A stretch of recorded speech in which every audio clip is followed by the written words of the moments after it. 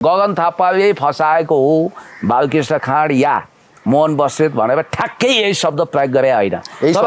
होइन मैले प्रयोग गरेको शब्द अलिकति फरक छ, म तपाईँलाई बुझाइदिन्छु। म आफ्नो शब्दप्रति जिम्मेवार छु। शब्द भनेको ब्रह्म हो। मैले भने के हो भने बालकृष्ण खाँड र उनका मानिसहरूलाई यो लागेको छ कि यसमा कहीँ न कहीँ गगन थापाको हात छ भन्ने उनीहरूको विश्वास छ।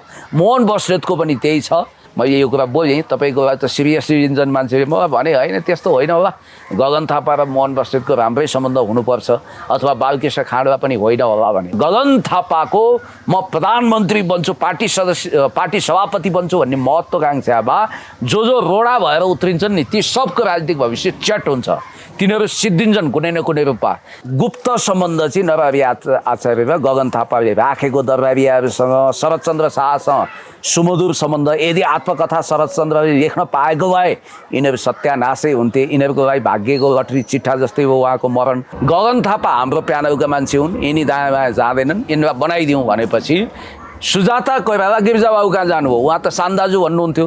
सान्दाजु गगनलाई बनाऊ भनेपछि गिरिजा पहिला झोक्किनु भयो। तिमी के भन्दैछौ सुजाता? तिमीले राजनीतिक अझै बुझ्न बाँकी छ। सुजाता कोइरालाले मलाई यो कुरा भनेको।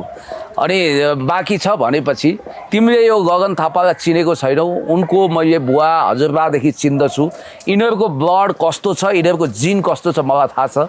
यिनीहरू सच्चा काङ्ग्रेसी हुन सक्दैनन्। यही शब्द तिमीले बुझेकी छैन भन्दा होइन गिरिजा बाबु सान्दाजु यो हुँदैन, गगनलाई बनाइदिउँ। किनभने मलाई धेरै प्रेसर पनि आयो, मैले पनि राजनीति गर्नुपर्छ, गगन हाम्रै प्यानलमा आउँछन् भनेपछि ल छोरी तिमीले भन्यौ म हारेँ, तिमी मेरो एउटै सुपुत्री हौ, ठिक छ मैले बनाइदिन्छु, तर यसको विश्वास छैन है भनेको। पछि सुजाता कोइरालाको राजनीति सिद्ध हुन सबभन्दा ठुलो हात गगनको छ भनेर अहिले पनि सुजाता कोइराला रुन्छन्। मोहन बस्नेतले गगन थापालाई पहिलोचोटि समानुपातिकमा त्यो सूचीमा नाम राख्नको लागि लडाइँ गराएका छन्। पछि टिकट दिलाउने कुरामा पनि र उनकै एडभाइसमा उनी काठमाडौँ 5 नम्बर क्षेत्रबाट उठेका रहेछन्। मैले भन्न खोजेको अब बालकृष्ण खाँड कहाँ उनको लागि समस्या भयो भने बालकृष्ण खाँडलाई त शेरबहादुर देउवाले सक्सेसर बनाउने लगभग तय नै थियो। यदि कल्पना गर्नुहोस् उनलाई भुटानी काण्ड लाग्दैन थियो भने यसपटक गगन होइन गगनको महागगन आए पनि हराउन सक्दैन थियो बालकृष्ण खाँडलाई। त्यस्तो पहुँच पकड खुमबहादुर खड्का पछिको सङ्गठनमा पकड भएको प्रभावशाली व्यक्तित्व थिए यिनी। यिनको पनि राजनीतिक अब सत्यानाशै जस्तो हो। अब एउटा पात्र मैले देखिरहेको छु जसलाई गगनले समाप्त पार्न बाँकी छ, नाम नभनौँ। ती पात्र पनि छिट्टै लाइनमा छन् किनभने उनले केही कमजोरी गरेका छन्, ती पात्र छन्।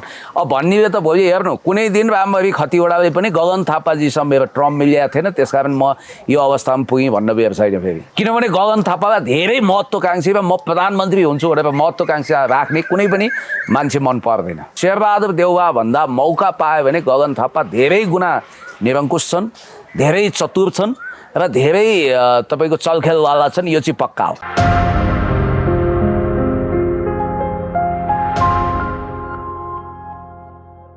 पुण्य गौतमजी हाम्रो साथ हुनुहुन्छ। पुण्य सर यसलाई हार्दिक स्वागत छ। थ्याङ्क यू सो मच, धन्यवाद। तपाईँले के भन्नुभएको थियो नि गगन थापाले नै हो होइन तपाईँको बालकृष्ण खाँड र मोहन बस्नेतलाई फसाउनको लागि गगन थापाले नै भूमिका खेलेका छन् भन्ने तपाईँको प्रत्यक्ष अप्रत्यक्ष खालको आरोप थियो होइन। अब हिजो मोहन दाइले नै भन्नुभयो यो कुरा त होइन, काङ्ग्रेसकै मिटिङमै भन्नुभयो उहाँले मलाई फसाउनको लागि गगन थापाको हात छ भन्नुभयो। गगन थापासँग के छ र अख्तियारमा, उहाँसँग के त्यस्तो पहुँच छ र चाहिँ उहाँले फसाउने भने? यस्तो हिजो यदि गगन थापा मोहन बस्नेतजीकै स्टाइलमा जङ्गिएको भए, म पदाधिकारी हुँ भन्ने हिसाबले आइदिएको भए काङ्ग्रेसी मिटिङका साक्षी सहभागीहरूको के दाबी छ भने त्यहाँ मस्कुलर तरिकाको हात हालालैको स्थिति हुनसक्थ्यो। गगन थापा चतुर, उनले चाहिँ आमाको हवाला दिँदै मेरो बुवाले त मलाई जसले तँलाई नराम्रो गर्छ त्यसलाई प्रहार गर भनेको छ, मेरी आमाले चाहिँ फलानालाई चलायो गुला चलायो भने गन्दा हुन्छ भनेर हेर्नु त कति घटिया प्रतीक दिएको, गुमा तुलना गरिदिनु हो। फलानालाई चलायो भने गन्दा आउँछ बाबु त चुप आएर बस्नु भने हुनाले यसपटक म आमालाई मान्दछु भनेर एकदमै तपाईँको मोहन बस्नेतजीलाई त्यो ढङ्गले उहाँले कुरा गर्नुभयो। र मोहन बस्नेतले भर्खरै धरौटी बुझाएर 25-30 लाख कति बुझाएर 25 लाख रुपियाँ बुझाएर उहाँ बाहिर हुनुहुन्छ, तर जमानतमा हुनुहुन्छ, मुद्दा निरन्तर छ। यहाँनिर मैले तपाईँलाई भनेको कुरा के हो भने मैले त्यो गगन थापाले फसाएको हो बालकृष्ण खाँड या मोहन बस्नेत भनेर ठ्याक्कै यही शब्द प्रयोग गरे होइन। यही शब्दै प्रयोग गर्नु होइन, मैले प्रयोग गरेको शब्द अलिकति फरक छ, म तपाईँलाई बुझाइदिन्छु। म आफ्नो शब्दप्रति जिम्मेवार छु। शब्द भनेको ब्रह्म हो। मैले भने के हो भने बालकृष्ण खाँड र उनका मानिसहरूलाई यो लागेको छ कि यसमा कहीँ न कहीँ गगन थापाको हात छ भन्ने उनीहरूको विश्वास छ। मोहन बस्नेतको पनि त्यही छ भनेर मैले भन्दाखेरि कतिले मलाई के भने तपाईँको इन्टरभ्यूमा जब मैले यो कुरा बोलेँ, तपाईँको लागि त सिरियसली लिन्छन् मान्छेले, मलाई भने होइन त्यस्तो होइन होला, गगन थापा र मोहन बस्नेतको राम्रै सम्बन्ध हुनुपर्छ अथवा बालकृष्ण खाँडलाई पनि होइन होला भने। मैले के भने गगन थापा भनेको इन्डो वेस्टको लाड प्यारमा हुर्किएको ओभर रेटेड काङ्ग्रेसी नेता हुन्। क्षमता छ तर उनलाई भविष्यको लागि ग्रुम गरिएको छ, जसरी इजरायलमा बेन्जामिन नेतान्याहुलाई तालिम दिएको थियो। र गगन थापाको म प्रधानमन्त्री बन्छु, पार्टी सभापति बन्छु भन्ने महत्त्वाकांक्षामा जो रोडा भएर उत्रिन्छन् नि, ती सबको राजनीतिक भविष्य चट हुन्छ। तिनीहरू सिद्धिन्छन् कुनै न कुनै रूपमा। अब नयाँ जेलेन्स्की भन्नुहोस् जे भन्नुहोस्, उनी त्यो रूपमा ग्रुम गरिएका छन् भनेर। तर तपाईँ त डे वानदेखि गगनको विरोध गरिरहनु भएको छ, तपाईँ कहिले सिद्धिनु भएन? होइन यस्तो नि, म त उनको मार्गमा पुगेको छैन नि त। उनको लागि प्रत्यक्ष भौतिक रूपमा वा उनको पदको थ्रेड त म भएको छैन नि। अब म भएँ भने कि मेरो शनि ग्रह कडा भएर उनलाई सिद्धाउनु पऱ्यो कि उनले मलाई सिद्धाउनु पऱ्यो, दुईवटा कुरामध्ये एउटा हुनेवाला छ होइन। अब होइन, भाग्यले साथ दियो भने गगन थापालाई म यही चुनावी क्षेत्रबाट अबको चुनावमा परास्त गरेर जनताको बर्माला पहिरिनेछु। मलाई भाग्य र जनताको आशीर्वाद भयो भने होइन। अब गगन थापाको चाहिँ कुरा के हो भने उनी मात्रै होइन, तपाईँलाई एउटै कुरो म भनिदिन्छु, गुरुराज घिमिरे कम प्रभावशाली नेता हुन्। नेभी सङ्घको सभापति थिए गगन थापा हुँदा, गगन थापा महामन्त्री हुँदा सभापति गिरिजा प्रसाद कोइरालाले गगन थापालाई कुनै पनि हालतमा नेभी सङ्घको सभापति नबनाउनु भनेर फरमान जारी गर्नुभयो। पोखरामा एट्याक भयो, के भयो आदि इत्यादिका कथा छँदैछन्। सम्भवतः गिरिजा प्रसाद कोइरालाले धरती छाड्नु नि गगन थापाको लागि लटरी चिट्ठा लगायो। मसँग सुजाता कोइरालाजीले भन्नुहुन्थ्यो, पुण्य बाबु गगन थापाले म प्रति यति घात गरे भन्नुभयो। मैले त्यो सुन्दाखेरि छक्कै परेँ। के भएछ भने अब गिरिजा बाबुले दे आर अलरेडी रोयलिस्ट भनेर नरहरि आचार्य र गगन थापाको नाममा भन्नुभयो। धेरैले त्यसलाई अचम्मको रूपमा सनसनीखेज समाचारको रूपमा अहिले जस्तो भाइरल जमाना थिएन। अखबारहरूको भगरे टाउके अक्षरमा न्युजहरू आए, अखबारका भित्ता रङ्गिए। पछि त्यसको कुरा बुझ्दा, मैले आफ्नो तरिकाले बुझ्दा गुप्त सम्बन्ध चाहिँ नरहरि आचार्य र गगन थापाले राखेको दरबारियाहरूसँग, शरदचन्द्र शाहसँग सुमधुर सम्बन्ध। यदि आत्मकथा शरदचन्द्रले लेख्न पाएको भए यिनीहरू सत्यानाशै हुन्थे। यिनीहरूको लागि भाग्यको लटरी चिट्ठा जस्तै हो उहाँको मरण भनेर पनि भने। सिङ्गापुरमा उहाँ बित्नुभयो। त एउटा कुरा के भने नरहरि आचार्यजी र गगन थापा ओभर रेटेड हुनको लागि प्रयोग गरिएका मान्छे र उनीहरूको हाइट बढाइदिन देशी विदेशी तत्त्वको हात छ भन्ने कुरोमा गिरिजा बाबु कन्भिन्स हुनुहुन्थ्यो। र गिरिजा प्रसाद कोइरालाले गगन थापालाई कुनै पनि पद दिनु हुँदैन भनेर जिद्दी गर्नुभयो, अडान गर्नुभयो। अब कुरो के रहेछ भने नेपाली काङ्ग्रेसमा नेभी सङ्घ त एउटा प्रभावशाली संस्था हो, त्यसको महामन्त्री उपाध्यक्ष पदमा गगन आउन चाहे। उपाध्यक्षमा आउन चाहँदा गिरिजा प्रसाद कोइरालाले नमानेपछि त त्यो नहुने भयो। अनि गगन थापाजीको असल एकजना मित्र हुनुहुँदो रहेछ नेभी सङ्घको महिला मित्र, र उहाँ एकदम गगन थापा बाठो। उहाँले बुझ्नुभयो कि सुजाता कोइरालासँग उहाँको महिला मित्रको हार्दिक सम्बन्ध छ। मित्र भने फेरि अन्यथा लिनु हुँदैन है, अरू सम्बन्ध भएको मित्र होइन नि, जस्तो कि चेलीबेटी टाइपको मित्र। उहाँलाई असाध्यै भनौँ न उहाँको प्रगति चाहने, भलो चाहने, वेल विशर मित्र। उहाँको प्रभाव चाहिँ गिरिजा प्रसाद कोइराला कहाँ उहाँले गएर विश्वास दिनु भएछ सुजाता दिदी कहाँ। दिदज्यू गगन थापा हाम्रो प्यानलका मान्छे हुन्, यिनी दायाँ बायाँ जाँदैनन्, यिनीलाई बनाइदिउँ भनेपछि सुजाता कोइराला गिरिजा बाबु कहाँ जानुभयो। उहाँ त सान्दाजु भन्नुहुन्थ्यो। सान्दाजु गगनलाई बनाऊ भनेपछि गिरिजा पहिला झोक्किनु भयो। तिमी के भन्दैछौ सुजाता, तिमीले राजनीतिक अझै बुझ्न बाँकी छ। सुजाता कोइरालाले मलाई यो कुरा भनेको। अनि बाँकी छ भनेपछि तिमीले यो गगन थापालाई चिनेको छैनौ। उनको मैले बुवा हजुरबादेखि चिन्दछु। यिनीहरूको ब्लड कस्तो छ, यिनीहरूको जिन कस्तो छ मलाई थाहा छ। यिनीहरू सच्चा काङ्ग्रेसी हुन सक्दैनन्। यही शब्द तिमीले बुझेकी छैन भन्दा होइन गिरिजा बाबु सान्दाजु यो हुँदैन, गगनलाई बनाइदिउँ। किनभने मलाई धेरै प्रेसर पनि आयो, मैले पनि राजनीति गर्नुपर्छ, गगन हाम्रै प्यानलमा आउँछन् भनेपछि ल छोरी तिमीले भन्यौ म हारेँ, तिमी मेरो एउटै सुपुत्री हो, ठिक छ मैले बनाइदिन्छु, तर यसको विश्वास छैन है भनेको। पछि सुजाता कोइरालाको राजनीति सिद्ध हुन सबभन्दा ठुलो हात गगनको छ भनेर अहिले पनि सुजाता कोइराला रुन्छन्। ल हेर्नुहोस्, यदि सुजाताले त्यतिखेर नेभी सङ्घको महामन्त्री या उपाध्यक्ष ठ्याक्कै मैले बुझेँ, यो 2 पदमध्ये 2टै पदमा उनी पुगेका छन्, यो 2 पदमध्ये एउटामा आउन सुजाताले नदिएको भए गगन थापा सामान्य काङ्ग्रेसीको रूपमा इँटा टोलमा चिया खाँदै तपाईँको इन्टरभ्यू दिन्थे, यो पक्का थियो होइन, अथवा कुनै रेडियोमा एङ्कर भइराखेका हुन्थे। अब उनको जीवनको दोस्रो टर्निङ पोइन्टमा मोहन बहादुर बस्नेतले पनि उनलाई बचाउ गरेका रहेछन्। अचम्म लाग्छ तपाईँलाई, बालकृष्ण खाँड र मोहन बस्नेत, यो किस्सा अनौठो छ के। मोहन बस्नेतजीको भलै दबङ छवि छ, बाहुबली नेता मान्छन्, यहाँको राजै मै हो भन्छन् होइन, भन्छन् मिल्नेहरूसँग ज्यानै दिएर मिल्छन्, नमिल्नेको पत्ता साफै गर्छन् भनिन्छ। अहिले पनि गगनका मान्छे डराइरहेका छन्, कतै मोहन बस्नेत जङ्गिएपछि दुर्वासा जस्तो जङ्गिन्छन्।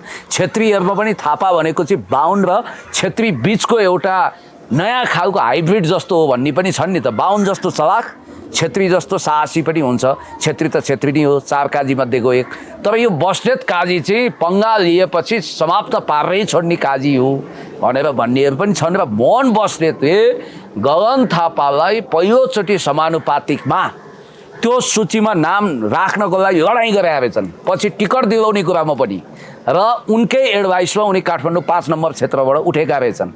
त्यो मोहन बस्नेत जसले बिचमा उनको विरोध गर्न थाले, मोहन बस्नेतले एउटा सपना देखे, वाइ नट गगन थापा यदि नेभी सङ्घको सभापति हुने सपना, के अरे काङ्ग्रेसको सभापति प्रधानमन्त्री हुने सपना देख्छन् भने म पनि पुरानै काङ्ग्रेस नेता हुँ, म पनि हुन्छु भन्ने लागेपछि गगनमा के लाग्यो भने गगनको रिसर्च टिम छ नि त, मोहन बस्नेतको कमजोरीको उनीहरूले फाइल उत्खनन गर्दा सजिलै थियो नि त। टेरामिक्सको कुरा त हाइलाइटमा आएको थियो।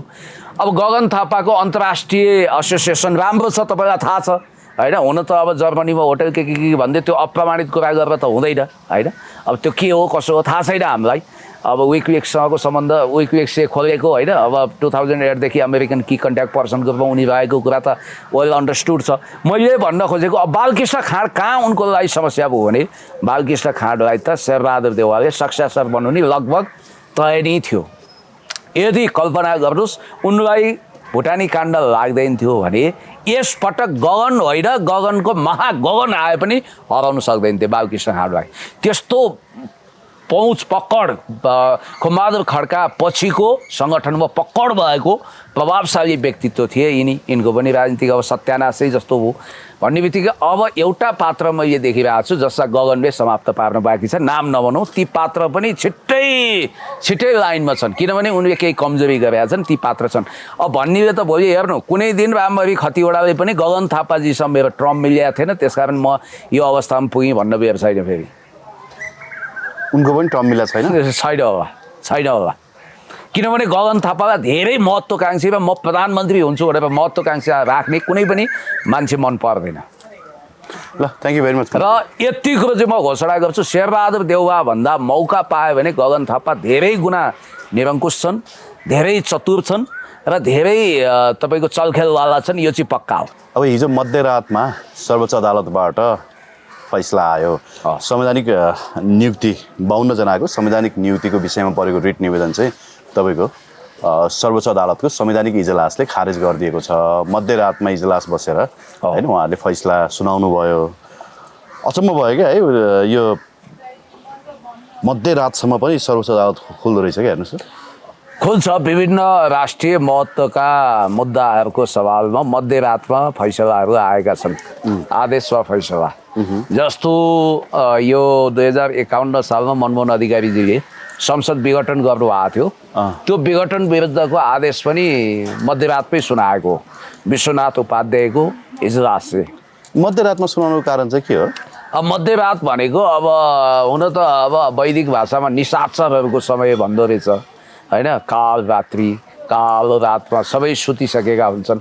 यो अदालतको विधि प्रक्रिया हो। अब यसलाई यसो भन्नु न, यहाँ धेरै फेरि बोल्यो भने तपाईँ पनि आफ्नो सोझो लाइनमा जिन्दगी आफ्नै तरिकाले बाँचिरहेको मान्छे, धेरै आफ्नो तौलोमा जाउलो पकाउने यो भाउतो छ। त्यसकारण हामी धेरै अदालतीमा फुट चक्कर काट्न नचाहने मान्छे हुनाले सेफ जोनमा बसेर बोलौँ। सम्मानित अदालतले जुन ढङ्गको रेट निवेदनमाथि बहस गर्यो, अनुमान के थियो भने मध्यमार्गी फैसला दिन्छ कि भन्ने पनि थियो होइन।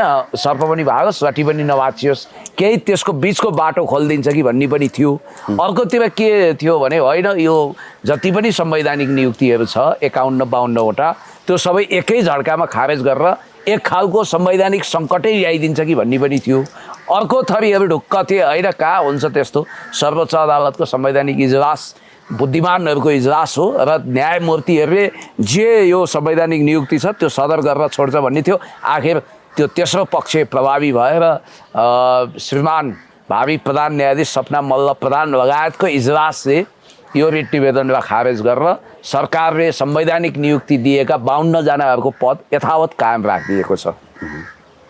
ठिक भयो कि बेठिक भयो त? अब अदालतको आदेश त हामीले मान्नुपर्छ। यस्तो हो क्या सर, त्यो आदेशमाथि हामीले अब हेर्नु के भन्न थाल्यो भने जसरी 47 को संविधानले राजालाई विशेष एउटा पावर दिएको थियो, त्यस्तै गरी चाहिँ यो हिजोको रिट निवेदन बदर प्रकरणले गर्दाखेरि चाहिँ प्रधानमन्त्रीलाई पनि एउटा विशेष पावर दियो, राजा जत्तिकै शक्तिशाली बनाइदियो। प्रिभिलेज भन्न खोज्नु भयो। अब त्यो त यस्तो हो, हाम्रो कन्स्टिट्युसनको प्रेम्बलमा सार्वभौम सत्ता सम्पन्न जनता, राष्ट्रिय अखण्डता, भौगोलिक अखण्डता, राष्ट्रिय स्वतन्त्रता, लोकतन्त्र बाहेक अरू कुराहरू अपरिवर्तनीय छैन भनेको छैन, परिवर्तनीय नै मानेको छ। त्यो बाहेक कुनै व्यक्तिलाई विशेष अधिकार सम्पन्न भनेर संविधानले परिकल्पना गर्न सक्दैन र संविधानको लेटर एन्ड स्पिडभन्दा माथि न राष्ट्रपति हुनुहुन्छ न प्रधानमन्त्री भनेर हाम्रो परिकल्पना त्यहाँ जान्छ। तर एउटा कुरा चाहिँ के हो भने यसमा यो मानिदिए पनि भयो नि, प्रधानमन्त्रीले गरेको निर्णय अथवा त्यतिखेरका नियुक्तिहरू चाहिँ कानुनी हिसाबले परिपक्व रहेछन्, त्यसकारण यो रिट निवेदन खारेज हो भन्दिन नि, सकियो। अर्कोतिर डेमोक्रेसीमा बेनिफिट अफ डाउट लिन सकिन्छ। होइन हौ, न्यायालयले यो विषयमा आफ्नो आदेश वा फैसला सुनाउँदा कमसेकम विगतका नजिरहरूलाई पनि याद गर्नु पर्थ्यो, इन्टरनेसनल जुरिस्प्रुडेन्सलाई पनि याद गर्नु पर्थ्यो, भन्न पनि सकियो इन्टरनेसनल ल, इन्टरनेसनल जुरिस्प्रुडेन्स। अर्को कुरा के भने व्यवहारिक रूपमा पनि सुन्नु न, कुरो चपाएर नगरौँ। यो हेर्दैमा कति वर्ष पर्यो? म तपाईँलाई भन्छु 4.5 वर्ष पर्यो। 4.5 वर्ष। अब सबै संवैधानिक नियोगका पदाधिकारीहरू घर जाने बेला भयो कि भएन? होइन, यसको आदेश जुन हिसाबले आए पनि खासै फरक नपर्ने खालकै थियो। अब तपाईँको पाउने भएर होइन, डेढ वर्ष त नैतिकताको कुरो हुन्थ्यो। तर के भने त्यो मात्रै होइन यो सर, पाएको खाइपाई आएको तलब भत्ता पनि फिर्ता गर्नु पर्थ्यो नि। अब चाहिँ के भयो भने जुनसुकै प्रधानमन्त्रीलाई झोक चल्यो भने उसले संसद विघटन गरेर संवैधानिक तपाईँको नियुक्तिहरूमा चाहिँ आफ्नो एकाधिकार कायम गर्न सक्ने भयो भन्छ नि त। सर म तपाईँलाई भनिदिउँ, अहिलेको संसदको कम्पोजिसन हेर्दा, सांसदहरूको बौद्धिक स्तर हेर्दा, सांसदहरूको मर्यादा र गरिमा हेर्दा, संसदीय समितिका सभापति, यो विषयमा एकछिनपछि आउँला, सभापतिहरू समेत अहिले वास्तवमा संसदको उपसमितिले पारित गरेको प्रतिवेदनलाई भद्दा तरिकाले बङ्ग्याएर आफू खुसी दुरुपयोग गर्ने अवस्था हेर्दा देश मध्यावधिको विकल्पमा छैन भन्ने मलाई लाग्छ र परिपक्व मान्छेलाई जनताले अब सांसद बनाएर चुनेर पठाउनु पर्ने हो। त्यो सेकेन्डरी कुरा हो। तर अहिले पनि के छ भने कोलिसन कसको छ भने काङ्ग्रेस र एमालेको छ। एमालेको प्रधानमन्त्री हुनुहुन्छ, काङ्ग्रेसको तर्फबाट राष्ट्रपति हुनुहुन्छ। अब संवैधानिक तपाईँको परिषदमा अहिले पनि सत्ता पक्षसँग मेजोरिटी छैन, होइन, मेजोरिटी छैन। हिजोको जस्तो किचलो थियो अब फेरि त्यस्तै किचलो होला भन्ने जनताहरूले आकलन गरिसकेका छन्, होइन। अब त्यो अवस्थामा प्रतिपक्षले यदि फेरि अवरोध गर्यो र भागभन्डा त्यहाँ भएन भने त सत्ता पक्षले के गर्ने भयो भने एकलौटी गर्ने भयो, र प्रतिपक्षलाई दिन चाहेन भने पनि उसले एकलौटी गर्ने भयो। एउटा अध्यादेश लिएर आउने भयो, राष्ट्रपति स्वीकृत गर्ने हुने भयो, होइन। त्यस पछाडि भकाभक उसले नियुक्ति गर्ने भयो। होइन, अब यहाँ सत्य सुन्दा निर्मम लाग्छ। कार्ल मार्क्स कति दूरदर्शी रहेछन् भने यहाँ मार्क्सको आलोचना गर्छन्, तर उहाँले सत्तालाई दमनको संयन्त्र पनि भन्नुभएको थियो। सत्ता बर्गिए हुन्छ, जबसम्म यो वर्ग उच्छेद हुँदैन तबसम्म सत्ता बर्गिए हुन्छ र त्यसले आफ्नो विपक्षीलाई कानुनी वा बौद्धिक वा राज्यका संयन्त्रहरूबाट दमन गर्छ भनिएको छ। यो यहाँ मात्रै होइन, दुनियाँभर देखिने कुरा यही हो। अहिले अमेरिकामा के भइरहेछ, न्युयोर्कमा एउटा कम्युनिस्ट पृष्ठभूमिको फिल्म मेकर मीरा नायरको छोरो, ग्ल्यामरस व्यक्तित्व, भविष्यमा राष्ट्रपति पनि हुनसक्छ भनेर परिकल्पना गरिएको भारतीय मूलको एउटा युवक जब मेयर हुन लाग्यो उसलाई पागलको संज्ञा दिएर डोनाल्ड ट्रम्पले सारा एडहरू खारेज गरिदिन्छु, यो गर्छु ऊ गर्छु भनिरहेछन्। भन्नाले त्यो प्रसङ्गमा हामी एकछिनपछि आउँला। मैले भन्न खोजेको जो जिता सिकन्दर भने जस्तो कानुन पनि के हो भने समय सापेक्ष हुन्छ। न्यायाधीशहरू भने पनि मङ्गल ग्रहबाट आएका होइनन्, उनीहरू पनि यही माटोको यही भूभागको उत्पादन हुन् र हाम्रो संवैधानिक नियुक्तिको प्रक्रिया, खास गरी न्याय परिषदको संरचना तपाईँले पहिला हेर्नुपर्छ। न्याय परिषदको संरचनाले हाम्रो सर्वोच्च अदालत, उच्च अदालत वा जिल्ला अदालतमा जाने न्यायाधीशहरूको योग्यता क्रम रोल क्रम निर्धारण गरेको छ र यो अब फेरि के छ भने नि युवराज सर मलाई पनि अलिकति लोभ छ के भविष्यको कन्टेम्प अफ कोर्ट ठोकिदिएर फेरि मेरो पनि बाटो बन्द गरिदिएला कि यहाँ कतै तपाईँलाई पनि यो घुमाउरो बाटो भूषण जस्तो हुनुपर्ला भन्ने होला कसरी हुनुपर्छ र हामीले अदालतको आदेश नमान्ने भने होइन मान्नुपर्ने फेरि आदेश या फैसला यसमा हामीले होइन अदालतको फैसला मान्नुपर्ने हामीले होइन सरकारले हो सरकारले मानिहाल्छ हामीले त यो कतिको जेन्युन छ भनेर यसमा क्रिटिकल एनालाइसिस अब यस्तो हो यो व्यवहार त अहिले खारेज गरिदिएको भए पनि तपाईँले अघि नै क्रिटिसिजम गर्न मिलेन तर क्रिटिकल एनालाइसिस गर्न त मिल्ला मिल्छ त्यो त डेमोक्रेसी लोकतन्त्रको स्वाभाविक रूपमा यो भइहाल्छ हामीले न्यायाधीश द्वयहरूलाई गाली गरेर त होइन यसले कस्तो नजिर स्थापित गर्छ भनेर मात्रै खास हिसाब किताब अब नजिर बस्यो अब जनताले बुझेका छन् जनताले हिसाब किताब गर्छन् है नियुक्तिको 5 वर्षपछि हरेक संवैधानिक पदको कोही 6 वर्ष पनि होला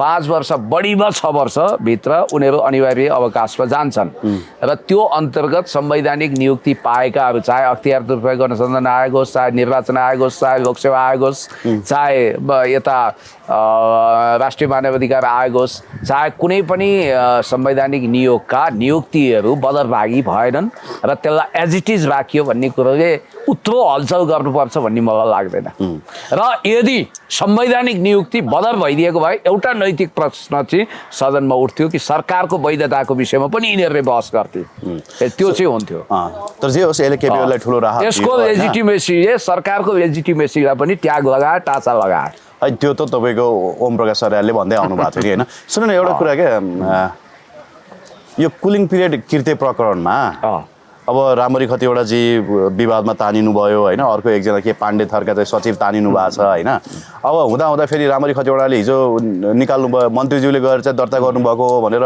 मन्त्रीलाई तान्नु भएको छ सामान्य प्रशासन मन्त्रीज्यूलाई होइन अब यहाँ किर्ते गर्ने चाहिँ को हो होइन किर्ते गर्ने व्यक्ति चाहिँ को हो भन्ने कुरै थाहा पाएन नेपाली जनतालाई दिउँसै रात पार्ने को हो भन्ने कुरा थाहा पाएन रामरी खतिवडा दाजुको समय खराब चलेको हो अहिले अब उहाँको घडी एकदम टल्किने एकदम राम्रो घडी छ अरे उहाँसँग समय त उहाँले राम्रै हेर्नु होला आशा गर्छु होइन घडी ठिक चले पनि समय खराब चल्दो रहेछ नि त सर घडी त तपाईले पनि महँगै लाउनु भएको छ होइन उहाँको समय गलत चलेको हो कि उहाँको मस्तिष्क गलत ढङ्गले चलेको भनेर डिबेट गर्नुपर्छ मैले संसदीय समितिमा भएका सारा छलफलहरू अद्योपान्त हेरेँ म फेरि त्यो हचुवामा त्यो गुगलका सूचनाका आधारमा कसैले भन्यो हेलो के छ यार त्यहाँ के सूचना आएछ पठाइदेऊ त एउटा लिङ्क भनेर त्यतिले चित्त बुझाउँदैन किनभने कुनै सामान्य घटनाक्रममा त्यतिले पनि चित्त बुझ्दा master in none jack of all टाइपले तर यसमा कच्चा ज्ञानको पण्डित बन्नु हुँदैन यसै पनि तपाईँलाई एउटा कुरा के थाहा छ भने पुण्य गौतम जहिले पनि संवैधानिक मामिला होस् राजकीय मामिला होस् प्रशासनिक मामिलामा विशेष दखलयुक्त अध्ययन गरेर मात्रै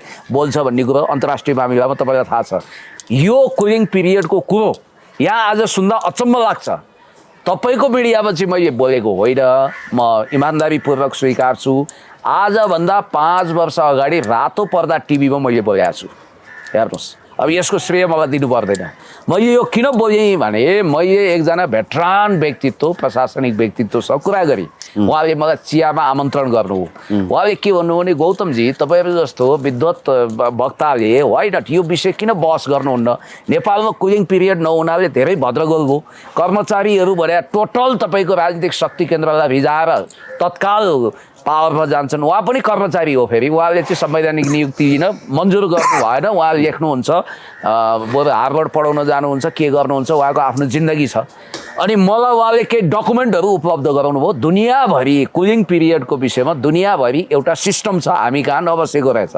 कर्मचारीले 2 बजे राजीनामा दिने 3 बजे अर्को पदमा शपथ लिने 2 बजे अवकाश दिने 3 बजे पदमा नियुक्ति लिने अनि जिन्दगीभरि यही उनीहरू कहिले भूतपूर्व हुनु नपर्ने कहिले राजदूत हुने कहिले तपाईँको कुनै संवैधानिक नियुक्ति खाने कहिले आयोगमा जाने कहिले कुनै संस्थानको जिएम हुने हो यस्तो गरी राज्य कोषमा बरु नेता रिटायर हुन्छन् कर्मचारी कहिले रिटायर नहुने रहेछन् चतुरे धतुरेहरू किनभने मालपानी पनि उनीहरूसँग हुने अलिकति मैले भाषा पनि त्यस्तै प्रयोग गरेँ र यो विषयमा मैले कुलिङ पिरियड राख्नुपर्छ भनेर बोलेँ त्यतिखेर 2 जना सांसदले मलाई धन्यवाद पनि दिनुभयो अहिले उहाँहरू रिटायर भइसक्नुभयो अनि हाम्रो देवी ओझाजीले पनि मलाई धन्यवाद दिनुभयो यो कुरा तपाईँले ठिक उठाउनु भयो भनेर पूर्व मन्त्री देवी ओझाले र कुलिङ पिरियडको बारेमा मैले बोल्दा 3-4 जनाले मलाई हकार्नु हो कर्मचारीहरूले होइन गौतमजी तपाईँ के गर्नुहुन्छ खालि ईर्ष्या गर्ने कर्मचारी चाहिँ मान्छे होइन तपाईँ के बोल्दै त्यो भिडियो भाइरल पनि भएको थियो त्यतिखेर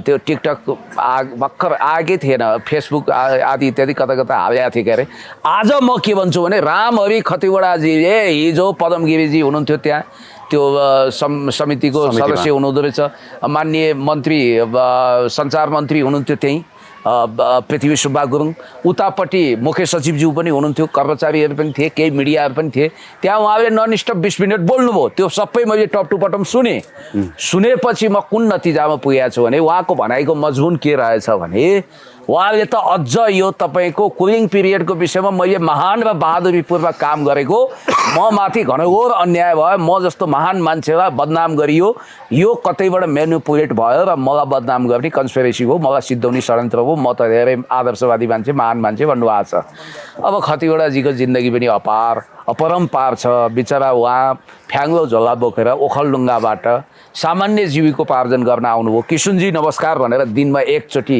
पुग्नुहुन्थ्यो बच्चै उमेर थियो सङ्घर्ष त गरे हो होइन अनि त्यसपछि अराष्ट्रिय तत्त्व भनिन्थ्यो काङ्ग्रेसलाई र प्रतिबन्धित नेपाली काङ्ग्रेसको अफिस सायद यो उसतिर थियो के अरे जमलतिर त्यहाँ किशुनजी पुग्नुहुन्थ्यो कालो चस्मा लगाएर किशुनजीलाई पान ल्याइदिने सेवा गर्ने पछि रामहरि खतिवडाजीको विषयमा एकैचोटि सुनियो कि बलबहादुर राई भन्ने असाध्यै इमान्दार गिरिजाबाबु विदेश जाँदा पनि कार्यवाहक प्रधानमन्त्री छोडेर जाने एकजना राई महानुभावको पिए बस्दाखेरि चाहिँ केही रकमहरू घपला गरेको हुनाले उहाँलाई नियन्त्रणमा लिइएको अथवा उहाँ पिए बस्दैखेरि बर्खास्त गरिएको भनेर अखबारमा पढेको कुरा गर्दैछु है मैले पहिलोचोटि रामहरि खतिवडाको नाम त्यतिखेर सुनेको कि काङ्ग्रेसहरूको मुखबाट हाम्रो जिल्लामा पनि काङ्ग्रेस थिए कस्ता कस्ता इज्जत फ्यालुवा काङ्ग्रेस पनि भए हेर हेर हेर हरिबिजोग भनेको सुनेकै हो यही कामले दोस्रोचोटि मैले उहाँलाई प्रत्यक्ष रूपमा भेटेँ दोस्रो जनआन्दोलनमा त्यतिखेर झन्डै 6 फुट अग्लो गोरो यसो हेर्दा पनि ट्राउजर लगाएको होइन एकदम व्यक्तित्व छुट्टै शानदार अभिवाहित छ यो मान्छे अहिलेसम्म भन्थे त्यही बेलामा पनि उमेरदार भइसकेका मान्छे हो उहाँ पछि उहाँले एकपछि अर्को तरक्की गर्नुभयो अब उहाँको विषयमा सुनेका किस्साहरू म यहाँ सबै तपाईँलाई राख्न सक्दिनँ होइन उहाँ कतिले के भन्छन् भने उहाँ यसरी दुध खानुहुन्छ उहाँले गाई पाल्नै पर्दैन पनि भन्छन् र उहाँको सम्पत्तिको विषयमा अनेक किस्साहरू पनि गर्छन् धेरै धनीमानी पनि भन्छन् अहिले होइन के हो मलाई थाहा छैन कतिवटा घरका कुरा गर्छन् के गर्छन् भरे जनआस्थामा एउटा न्युज आयो उहाँको हातमा एउटा एकदम राम्रो घडी टल्क्यो त्यो त यस्तो रहेछ भन्ने घडीका कहानीहरू पनि आए उहाँले पनि बयान दिनुभयो पुरानो कुरो किन मैले कोट्याएको भने उहाँको इतिहाससँग वर्तमान जोडिन्छ उहाँ एकदम सज्जन दुधले धोएको इमान्दार भनेर जसरी आफूलाई एउटा अत्यन्तै सत्यवादी राजा हरिश्चन्द्र युधिष्ठिर जसरी प्रस्तुत गर्नुभएको छ के विगतले उहाँलाई इमान्दार सादगी हुन अनुमति दिन्छ भन्ने कुरो चाहिँ विगतदेखि वर्तमानसम्म जोडियो र भविष्य दृष्टि यहाँ राख्नु पर्यो भनेर मात्रै उहाँको ब्याकग्राउन्ड मैले तपाईँलाई ल्याइदिएको अब आउँ वर्तमानमा उहाँले के भन्नुभयो मन्त्रीको नाम त लिनु भएन म भनिदिन्छु सामान्य प्रशासन मन्त्री राजकुमार गुप्ताजी हुनुहुन्छ गुप्ताजीले इन्टरभ्यू दिनुभयो उहाँले मलाई कुनै पनि कागज दिनु भएन यो सम्बन्धी अथवा उहाँले जाली झेली काम गर्नुभयो भन्ने उहाँको बयान थियो र हाम्रो माननीय पदम गिरीजी पूर्व स्वास्थ्य मन्त्री पनि हुनुहुन्छ नेकपा एमालेको प्रभावशाली युवा नेता हुनुहुन्छ मेरो मित्र पनि हुनुहुन्छ उहाँले त्यहाँ खडे उहाँलाई केही प्रश्नहरू सोध्नुभयो जसको जवाफ उहाँले त्यहाँ दिनु भएन म पछि दिन्छु यहाँ उहाँ भनेर टार्नुभयो त रामहरि खतिवडाले भने दुईवटा कुरा छ एउटा कुरो के रहेछ उहाँको जिद्दी भने यो कर्मचारीहरूले अनिवार्य अवकाश लिएको 2 वर्षपछि थियो रे हेर्नुहोस् है उहाँले चाहिँ अनिवार्य अवकाश लिएको मात्रै होइन राजीनामा गरेकोलाई पनि कुलिङ पिरियडमा राख्नुपर्छ जस्तो अवकाश छुट्यायो राजीनामा छुट्यायो अनि अर्को चाहिँ सरकारी कर्मचारी निजामती भन्ने मात्रै थियो अरे निजामती र सरकारी कर्मचारी दुवैलाई यो लागू हुन्छ भनेर मैले राख्न लगाएँ मैले यत्रो महान काम गरेँ कुलिङ पिरियडको विषयमा कोहीले 1 वर्ष भनिरहेको थियो मैले 2 वर्षको लडाइँ गरेँ मैले यो सब गरेँ मलाई नै यहाँ सर्वनाश गर्न सत्यानाश गर्न लाग्यो भन्नुभएको छ त्यसो भए यो कसले गर्यो त वा सभापति त्यो बाहेक को भन्ने त्यो जाली झेली कृत्य शब्द थपेर पुरानै प्रक्रियालाई कसले लेजिटिमेसी दियो भन्ने कुरामा उहाँले नैतिक जवाफदेही त दिनु पर्दैन संसदीय समितिबाट उहाँले राजीनामा दिनु पर्दैन सभापतिबाट उहाँको नैतिकता के हो र सारा त्यो संसदीय समितिका सदस्यहरूले पनि राजीनामा दिनुपर्छ उहाँले मात्रै होइन सबै जिम्मेवार छन् र संसदले यो राष्ट्रिय लज्जा बापत सभामुख लगायत सबैले एकचोटि सरी भन्नुपर्छ जनतालाई र यो खारेज गर्नुपर्छ किनभने कुलिङ पिरियड त राख्नै पर्छ मैले तपाईँलाई भनौँ हो एकदम काबिले तारिफ टाइपका कर्मचारी छन्, धेरै राम्रा कर्मचारी छन्, इथिक्समा बस्ने छन्। तर आज योग्यतम व्यक्तिहरू right man in right place हुनबाट चुकेका छन्। कर्मचारीहरू पदमा बस्दाखेरि भ्रष्टाचार गर्ने। अब यहाँ म धेरै कुरा भन्दिनँ। एकजना अख्तियार दुरुपयोग अनुसन्धान आयोगको प्रमुख आयुक्तज्यूको नाम अहिले बडो हाइलाइट छ। उहाँ सिडिओ के हुनुभयो, पछि सचिवबाट रिटायर भएपछि अब सबै अख्तियार दुरुपयोग अनुसन्धान आयोगको प्रमुख आयुक्त प्रेम कुमार राई वा सूर्यनाथ उपाध्याय त हुँदा रहन्छन्, कोही दिप बस्नेत पनि हुँदा रहेछन्, कोही लोकमान सिंह कार्की पनि हुँदा रहेछन्। सूर्यनाथ उपाध्यायले राखेको तामेलीमा राखेको फाइलको कुरा आइरहेको छँदैछ। प्रेम कुमार राईको फाइल आफै तामेलीमा छँदैछ सर। धेरै देवत्वकरण नगराउन। देवत्वकरण गरे होइन, कम्पेरेटिभ या दुधे धोएको सबै किनेको जग्गा प्रकरणमा त उहाँको पनि नाम मुछ्या थियो त। खोइ त त्यो फाइल कहाँ गयो? होइन त्यही प्रक्रिया अनुसार त्यही प्रक्रिया अनुसार तपाईँले भने 2 बजे राजीनामा दिएर 3 बजे अख्तियार छिरे आएको थियो त नि। धेरै देवत्वकरण नगराउनु सर। एमाले हो होइन, बुझिहाल्यो नि। कुलिङ पिरियडको कुरामा कहाँ सिरियस हुनुपर्छ भन्ने प्रसङ्गमा होइन, त्यो कुलिङ पिरियड भएको भए प्रेम कुमार राई अख्तियार आयुक्त बन्थ्यो त, प्रमुख आयुक्त। त्यो त नीति थिएन, उहाँ त्यो नीति थिति अन्तर्गत उहाँकै फाइल पेन्डिङ छ, संसदीय सुनवाई भएको छैन। सुन्नु त मुद्दा छ भने त कुरै भएन, किनभने दीप कुमार उपाध्याय तामेलीमै छ त्यही अख्तियारमा, अनि त्यही अख्तियारको हाकिम भएर उहाँ जानुहुन्छ। कसले दीप बस्नेत पनि अख्तियारको चिफ हुनुहुन्थ्यो। अख्तियारको चिफ हुँदा हुँदै पछि रिटायरमेन्ट लिएपछि उहाँलाई पनि मुद्दा लाग्यो। रिटायरमेन्ट लिएपछि तर त्यो हाकिम हुँदा त भएन होला नि? भयो त्यो पछि होला। अब त्यसका केही प्रावधानहरू होलान्। मैले भन्न खोजेको अख्तियार दुरुपयोग अनुसन्धानका यी नाम लिएका बाहेक अर्का एकजना महानुभाव हुनुहुन्छ जसको नाम नलिउँ, फेरि हामीलाई मानहानि ठोक्लान्, के गर्न गाह्रो पनि छ हामीलाई। ती पहिला मरन्च्यासे टाइपको खानालाई त्यति नपुग्ने धौधौ भएका घरका मान्छेको अहिले 8-9 रोपनीको कम्पाउन्डमा विशाल महल बनाएको छ अरे। बिचरा उनले जाहिर खोसुवा गरेको मान्छेले आत्महत्या गर्यो। अहिले कतिपय सोसियल मिडियामा यो कुरा आइरहेछ। त्यस कारणले गर्दाखेरि नीति थिति विधि सिद्धान्त खालि नेताले मात्रै बिगारे, भङ्ग गरे, खत्तम गरे भन्ने होइन। स्थायी सरकार भने त कर्मचारी रहेछ, नेपालको ब्युरोक्रेसी। नेता चाहिँ यिनका गुलाम किन भएको भने क्या सर? यिनले जे भन्यो त्यही मान्नु पर्ने। नेतालाई त्यो बाध्यता चाहिँ कहाँबाट आइलाग्यो मैले यो बुझ्दैन के। सुन्नु न, बिचरा नेता त एकजना मन्त्रीजीले मलाई भन्नुहुन्थ्यो, एउटा फिल्म हेरे अरे, हेर्दा हेर्दै उहाँको आँखाबाट आँसु आएछ। कुन चाहिँ त्यो परेश रावल हो कि को मन्त्री बनेर आएको, दुरुस्तै मन्त्रीको अभिनय गरेर। यो चाहिँ मान्छे बरु मन्त्री भए जस्तै स्वाद चाख्यो, एकछिन पर्दामा हेर्न पनि पायो। मेरो त एउटा अडियो पनि छैन, भिडियो पनि छैन। म 8 महिने मन्त्री भएको हेर्नु गौतमजी, अहिले जस्तो सोसियल मिडिया पनि थिएन, जिन्दगी नै बर्बाद भयो। ल है भन्थे के उनले भने जस्तै बिचरा मन्त्रीहरू भने त एक रातमा सुतेर अर्को रात मन्त्री पद जान सक्छ। यिनीहरूले लगातार कर्मचारी प्रशासनमा 27 वर्ष के अरे 57 वर्षसम्म जाहिर खान्छन्, 58 वर्षमा रिटायर हुन्छन्। अहिले प्रहरीको फास्ट ट्र्याकबाट विधेयक गएको छ संसदमा। यो यसको पनि सेवा अवधि 32 वर्ष लगाउनुपर्छ भन्ने हिसाबले। त एउटा कुरो म तपाईँलाई भन्छु, उनीहरूलाई कति स्मार्ट सुविधा छ, कति प्रबन्ध छ। उच्च लेभलका कर्मचारीहरूले अब यहाँ धेरै नाम नलिउँ, एउटा कर्मचारी थिए, उनले 70 वर्षसम्म 75 वर्षसम्म सधैँ नियुक्ति खाइरहे। सम्पत्ति कति छ उनीहरूलाई थाहा छैन। अब यो मन्त्री भने त यसो अहिलेको जमानामा गाह्रो पनि छ, यसो घपलाबाजी गरेर यताउता गरेर इधरको फाइल उधर गरेर फेरि राजनीतिक सेटिङ मिलाएर के गरेर बचेर अलि खानी हो। त्यो पनि आफ्नो नाउँमा राख्न सक्दैन, अर्काको नाउँमा राख्यो त्यसले पनि खाइदिन्छ। अब 60 वर्ष पुगेका हुन्छ, पदमा पुग्दा 55 वर्ष सुगर हुन्छ, प्रेसर हुन्छ, हिँड्न सक्दैन। मेटमनले उहाँ चाहिँ आफ्नो भान्जालाई यतिकै काटेर दिएको चेकको त तिरेछन् अहिले 31 कठा जग्गा र अर्को 2 करोड आफ्नो भान्जालाई हेर्नु। अब यस्तो हुन्छ, फेरि राजनीतिज्ञ भइसकेपछि पाइलामा जोखिम पनि हुन्छ। त्यस कारणले गर्दाखेरि धेरै गाह्रो छ। कर्मचारीमा के छ, सेफ जोन छ। यो एउटा भनाइ छ के, कन्स्पिरेसी थ्योरी भयो र सर।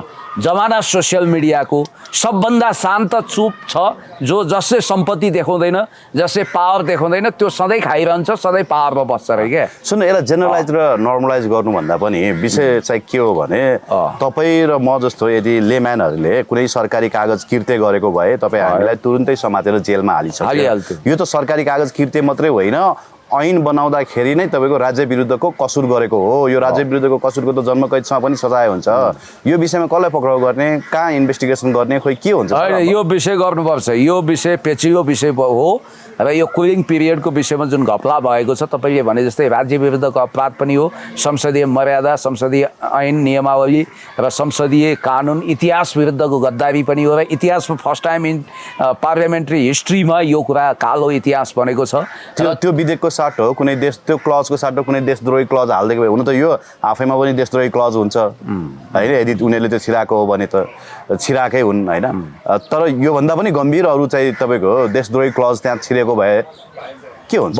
के हुन्थ्यो? राष्ट्रियताको विषयमा भए एउटा मान्छेको मायाले कति फरक पार्दछ जिन्दगीमा, एउटा अक्षरले कति फरक पार्छ।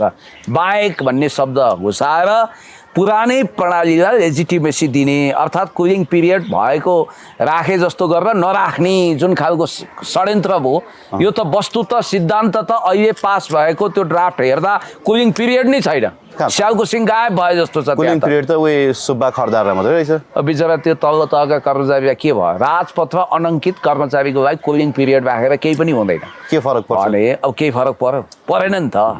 ल छोडिदियो अब यो कुरा होइन, इन्भेस्टिगेसन होला, अब जनताले बुझ्छन् होला, आवाज उठाउँछन् होला, तर आवाज त्यति उठेको छैन। अब हुन त संसदमै चर्काचर्की त छ होइन, अब फेरि अर्को विषयले यसलाई ओभरल्याप गरिदिइहाल्छ। नेपालमा त एउटा काण्ड आए पछाडि त्यो काण्डलाई ढाप्छ, आर्टिफिसियल काण्ड पनि ल्याइदिन्छ गर्नको लागि अर्को काण्ड आउँछ। हिजो दिउँसो कुलिङ पिरियड चलै थियो, बेलुका पछि अब सर्वोच्चको फैसला आए पछाडि चाहिँ सबै ट्रेन्डिङ, सर्वोच्चको फैसला अब फेरि अर्को ट्रेन्डिङ इस्यु आउँछ, आइहाल्छ होइन। अब यो बिचमा कुन आशिकाले झगडा गर्छन् त्यो ट्रेन्डिङ विषय बनिहाल्छ होइन। आशिका के दिदी, हाम्रो खसिन दिदी होइन, उहाँको निकनेम। अब उमेरले त हाम्रो बहिनी नै हुनुहुन्छ, त्यही पनि उहाँलाई शुभकामना। नेपाल आउनु भएको छ, विदेशमा बस्न सक्नु भएन, केही काम चाहिँ निकै राम्रो काम गर्नुभएको छ कि, उहाँलाई धन्यवाद होइन। अब रूपन्देही 3 को उपनिर्वाचनमा होइन विद्यादेवी भण्डारीको चर्चा गर्नुभएको थियो हाम्रो डाक्टर विजय मिश्रले। तर विद्यादेवी भण्डारी भन्दा पनि चर्चामा चाहिँ को आउनुभयो भने सागर ढकालजी आउनुभयो, जो शेरबहादुर देउवासँग डडेलधुरामा चुनाव जितेर हाइलाइट हुनुभएको थियो, पपुलर हुनुभएको थियो। उहाँले के भन्नुभएको छ भने घन्टीले मलाई टिकट दियो भने रूपन्देही 3 मा चाहिँ हामी क्लिन स्विप गर्नुपर्छ भनेर उहाँले स्ट्याटसै लेख्नु भएको छ। अब चर्चामा कुलमान फेरि माओवादीको तर्फबाट भन्ने पनि चर्चा आइरहेछ। अब यता दिवंगत दीपक बोहरा दाईको छोरा होइन क्याप्टेन के बोहरा हुनुहुन्छ, गौरव बोहरा, उहाँको पनि चर्चा आइरहेछ। रासोपा र राप्रपा दुवै चाहिँ उहाँलाई तान्ने प्रयासमा छ भन्ने कुरा आइरहेछ होइन। सागर ढकाल उठ्यो भने चाहिँ र रासोपाले टिकट दियो भने रवि लामिछाने थुनामा त्यही रूपन्देहीमा छन्। रवि लामिछानेको अर्को नील किल्ला चाहिँ अब रूपन्देही हुन्छ भन्दैछन् कि, रूपन्देही 3। यस्तो हुनसक्छ, चुनाव हो, चुनावको प्रतिस्पर्धामा श्रेष्ठता हासिल गर्ने हर कसैलाई इच्छा हुन्छ। तर एउटा कुरा पक्का छ कि त्यहाँ राप्रपाले शानदार मतका साथ हार्दैछ, जित्दै हार्दै। यो चाहिँ मैले भविष्यवाणी नै गर्दिनँ। त्यो त पहिला एमालेको भोटले जित्या हो, अब एमाले आफ्नो क्यान्डिडेट उठायो भने राप्रपा त्यहाँ वाङ खान्छ भन्छ। पहिलो कुरो राप्रपाले वाङ खान्छ, त्यसले हात उठाए भयो, किनभने अहिलेको सिनारियो त्यस्तो देखियो। अब पात्र दीपक बोहरा भनेको त लेजेन्ड पनि हुन् त्यहाँको होइन हुन्। अब यस्तो नि त, अब महाकवि लक्ष्मीप्रसाद देवकोटाका छोरा विद्वान त हुनुभयो डाक्टर पदम पोखरेल, के अरे पदम देवकोटा, तर महाकवि देवकोटा त हुनु भएन नि त। उहाँ बुवा देवकोटा BA-BL हुनुहुन्थ्यो यद्यपि, तर उहाँ नै महान साहित्यकार हुनुभयो। अमिताभ बच्चनको छोरो अभिषेक बच्चन महानायक भएर झन् कम्फर्ट जोनमा थिए नि त उनी। भने जस्तै दीपक बोहराको छोरो दीपक बोहरै जस्तो भएर निस्किन्छ भन्ने छैन होइन। त्यो एउटा प्रसङ्ग हो, सिम्पेथी मत पाउने के पाउने त्यो अवस्था पनि अब धेरै रहँदैन, नम्बर 1। नम्बर 2, अब अहिले नानी पाउने कहिले कोक्रो बुन्ने अहिले। मलाई चाहिँ के लाग्यो भने नि सर, सत्ता पावरको मोह इतिहासमा योभन्दा अचाक्ली कहिले पनि थिएन। मैले त 42 सालको पञ्चायती चुनाव पनि देखेँ केटाकेटी हुँदा, त्यो अलिअलि रेम सम्झना छ। 48 देखि टटकारो त्यो बेलादेखि अनुभवै गरे हो। नराठी भन्दा 48 मा मैले भोट हाल्ने उमेर त थिएन होला, हाल्दै मैले होइन, हाल्दै मैले पनि। त्यहाँदेखि देखेको चुनाव अहिलेसम्म, पछि 48 पछि त बहिष्कारै गर्नु पर्यो धेरै समय। अहिलेसम्म मैले हेर्दा इतिहासमै बढी कुनै पनि चुनावप्रति, संसदीय सिटप्रतिको आसक्ति, पदप्रतिको आसक्ति कहिले देखिएन। मानिसहरूलाई यस्तो लाग्दो रहेछ कि पैसा र पद नै सर्वोपरि हो, अब सब झुटा हुन्। मान्छेको आत्मविश्वास गुम भयो, नैतिक कमान्डसहित पदमा नबसेर पनि म राष्ट्रको सेवा गर्छु भन्ने भावना करिब स्यालको सिङ जस्तै लोप भयो। अब कुरा गरौँ रूपन्देहीको चुनावको सिनारियो। दीपक बोहराजीले भगवानको प्यारो भइसकेपछि स्वाभाविक छ कि त्यहाँ चुनाव हुन्छ।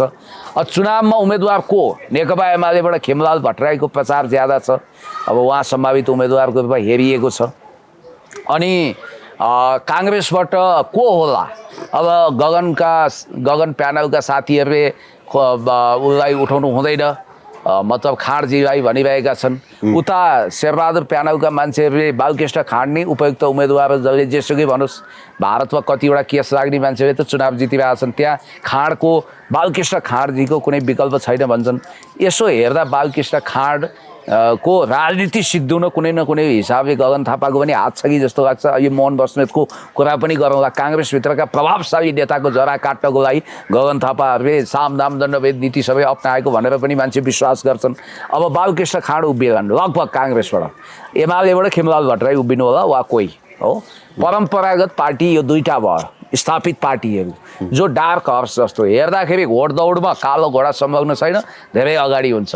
अब यो इलामको चुनावकै अर्को संस्करण होला त्यो नहोला भन्न सकिँदैन, किनभने त्यहाँ सुहाङ नेमाङको नामै लिँदैन थिए, जमानत जफतसम्मको कुरो गर्थे, पछि उनीहरूले त्यहाँ चुनाव जिते। यता पनि के हुनसक्छ भने साङ्गठनिक बेस बलियो भएकाहरू आउन सक्छन् र स्वतन्त्रहरूको धेरै मत काटिने सम्भावना देखाएको छु।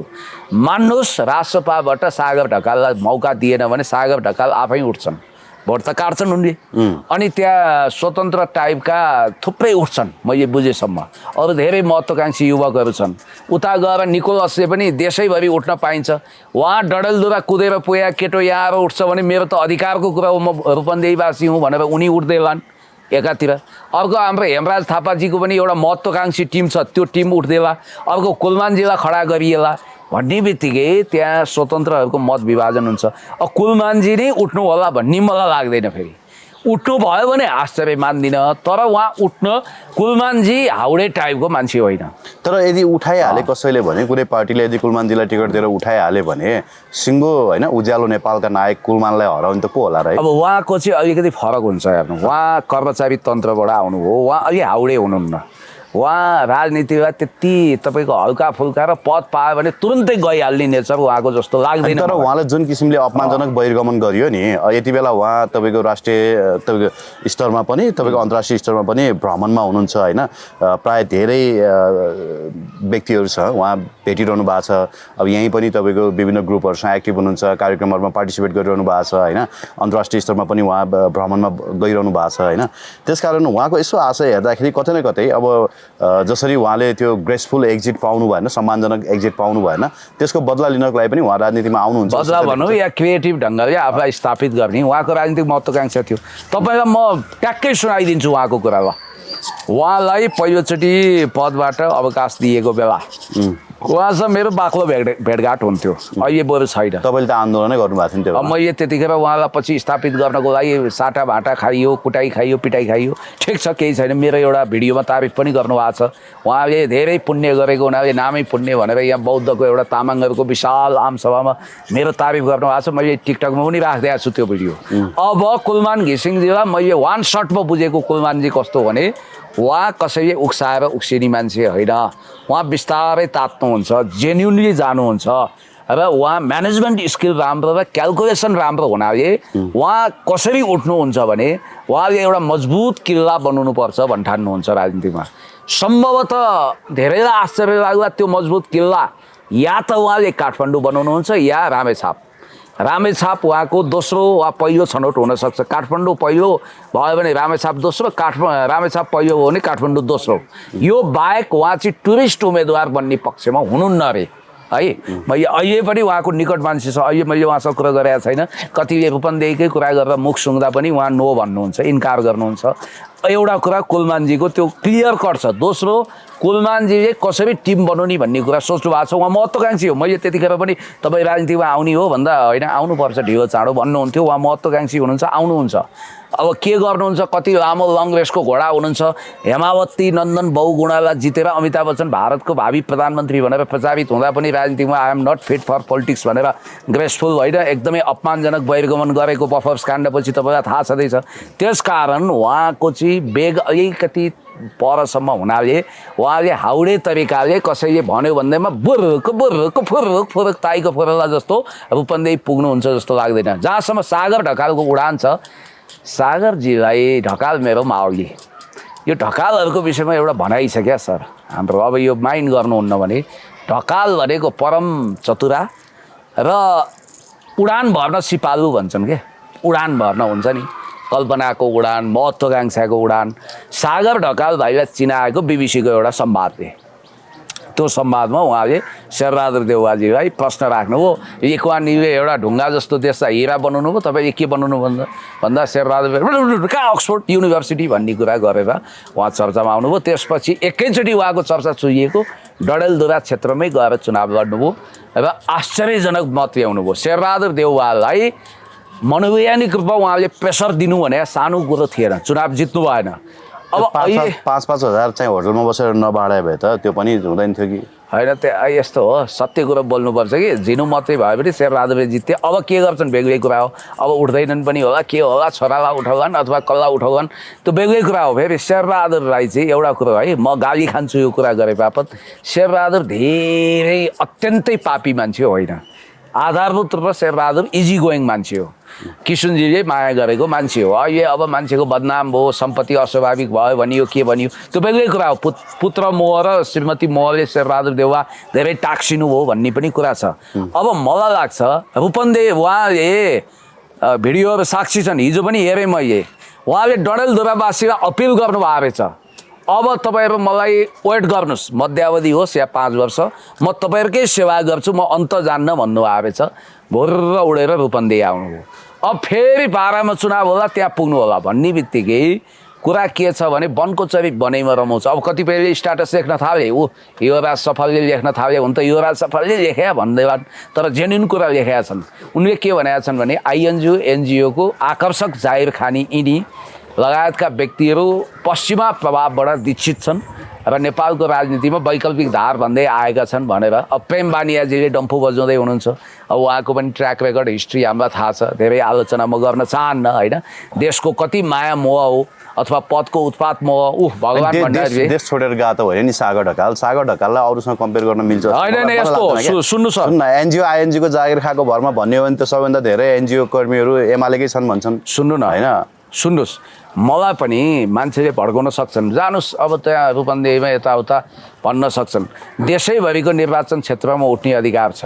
तर एउटा चुनावमा एउटा निर्वाचन क्षेत्र, फेरि अर्को अदली बदलीले जनतामा विश्वास हुँदैन, जनताले टुरिस्ट टाइपको होइन अर्ग्यानिक खोज्छ। अब रवि लामिछानेजी अपवाद हो, उहाँको राष्ट्रिय व्यक्तित्व बन्यो, उहाँको ओरेटरी पनि असामान्य होइन अहिलेको हिसाबले, र सबैलाई खाइदिएको हुनाले उहाँले त्यहाँ चुनाव जित्नुभयो। मलाई जहाँसम्म लाग्छ राजसभाले हिजो सेतो पार्टीले गरेको स्टोरी चाहिँ राम्रो थियो कि राजसभा यस्तो छ कि अहिले उसले परिपक्व ढङ्गले हेर्दैछ, ऊ हार्ने गरी होइन जित्ने गरी उठ्नुपर्छ भन्ने तयारीमा लागेको हुनाले चुनाव राजसभाले जित्ला नजित्ला बेग्लै हो। म एमाले हुँ, मेरो आत्मविश्वास के हुनुपर्छ भने त्यहाँ एमाले जित्छ भन्ने हुनुपर्छ एकछिनको लागि। अब काङ्ग्रेसले भन्नु हामी जितौँला, काङ्ग्रेस एमाले त नेक टु नेक कम्पिटिसनको पार्टी हो। तर एउटा कुरो चाहिँ म भन्छु कि हामी काङ्ग्रेस एमालेहरूले, हामी एमाले काङ्ग्रेसहरूले जनतालाई अलिकति चिडाएका छौँ, जनता रिसाएका छन्। यो बेलामा चुनावी परिणाम हाम्रै पल्टामा पर्छ भनेर म 100% ग्यारेन्टी लिन्न, जित्नुपर्ने हामीले हो। अब हेरौँसम्म भन्न सक्छु। अब जहाँसम्म मलाई लाग्छ राजसभाले सागर ढकाललाई उम्मेदवार बनाउने सम्भावना मैले बुझेसम्म कम छ। ठिकै छ, हेर्दै जाउँ होइन। अब घटनाक्रमहरू बिल्डअप भएपछि हामी फेरि पनि कुराकानी गरौँ। तर जस राजसभाले बनाउनु पर्ने मान्छे चाहिँ हो, उनी पढे लेखेका युवा हुन् होइन। पढेको मान्छेको के कमी छ र भने जो धेरै आउँछन् के पढेको मान्छे, पढेको उनी धेरै ठुला भारी विद्वान पनि बोकेर उनी डडेलधुरा गए नि, त्यो साहस चाहिँ कुनै एउटा नर्मल युवाले यहाँ गरे? बाजुराका हेमराज थापा आएर काठमाडौँ 5 मा चुनाव लडे होइन भने सुई बोकेर, मैले उहाँलाई बाजुरै जानुहोस् भनेको थिएँ। तर अहिले चाहिँ बिचरा उहाँ बाजुरातिर जानुभएछ, गाउँघरतिर रमाउँदै हुनुहुन्छ होइन। त्यति बेला चाहिँ त्यो डडेलधुरामा जसरी भिर पाखामा साहस गरेर चाहिँ सागर ढकालले चुनाव लडे, हेमराज थापाले त्यो साहस गरेको भए उहाँलाई धेरै राम्रो मत आउँथ्यो होइन। एनिवेज, अब अर्को कुरा चाहिँ तपाईँले मेरो अन्तर्वार्तामा एकपटक भन्नुभएको थियो होइन, कतिपय कुरा मेरा मिल्छन्, कतिपय कुरा तपाईँका मिल्छन्। हस्, थ्याङ्क यू।